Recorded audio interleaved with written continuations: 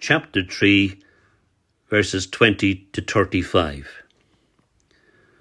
One time Jesus entered a house, and the crowds began to gather again.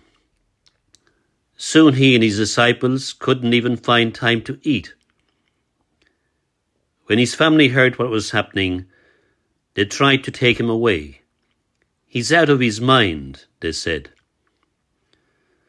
But the teachers of religious law who had arrived from Jerusalem said, "He's possessed by Satan, the prince of demons.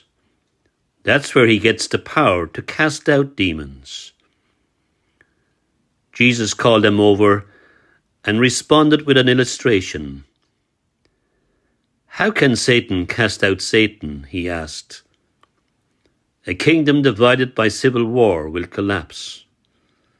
Similarly, a family splintered by feuding will fall apart. And if Satan is divided and fights against himself, how can he stand? He would never survive." Let me illustrate this further.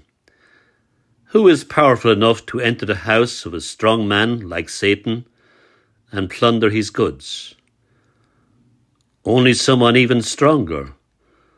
Someone who could tie him up and then plunder his house. I tell you the truth. All sin and blasphemy can be forgiven. But anyone who blasphemes the Holy Spirit will never be forgiven. This is a sin with eternal consequences. He told them this because they were saying, "He's possessed by an evil spirit." Then Jesus' mother and brothers came to see him. They stood outside and sent word for him to come out and talk with them. There was a crowd sitting around Jesus, and someone said, "Your mother and your brothers are outside asking for you." Jesus replied, "Who is my mother? Who are my brothers?" Then he looked at those around him and said, "Look, these are my mother and brothers. Anyone who does God's will is my brother and sister and mother."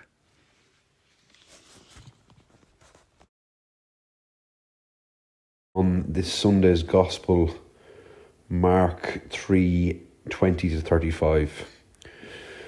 So initially, when I read this Sunday's Gospel, I struggled to comprehend and get my head around how I could relate it back to my own life, and I was initially fearful of some of the wordings in the Gospel.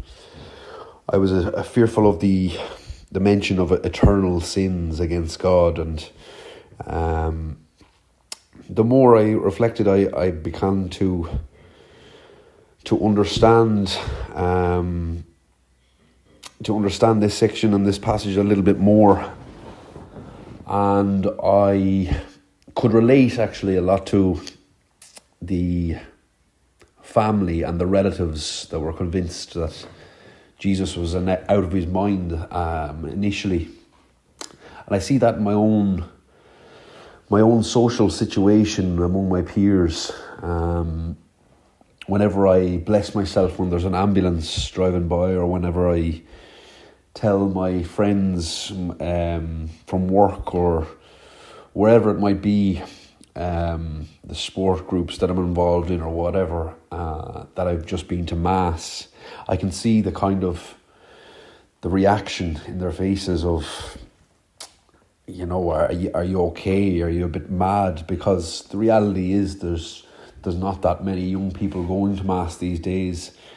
Although worldwide it is growing. It's in Ireland, in Galway, there's not that many people my age that would be professing their faith or standing up for it.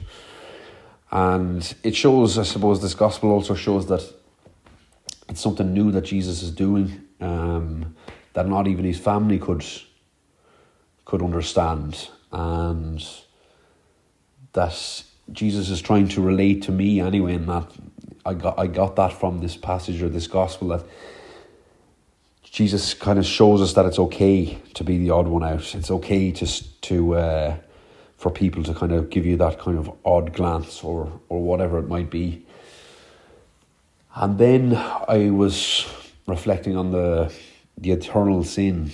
And although it says right before the mention of eternal sin that all men's sins will be forgiven, I went a bit deeper into that, and I was just thinking about the week that I've had and the things that I've experienced. And I was praying particularly this week for the situation in Gaza and the killing of innocent children and the evil acts carried out by man and the corrupt hands. I was also watching a Mary's Meals documentary about how many starving children there is in the world, and how the aim of that charity is to just simply feed starving children. And the founder, Magnus McFarlane, he says, in this world of plenty, there is no reason for there to be starving children. And that kind of came to mind as well, that the people that are knowing the truth or knowing God and intentionally going against him, intentionally playing God themselves, intentionally not doing the will of God. The will of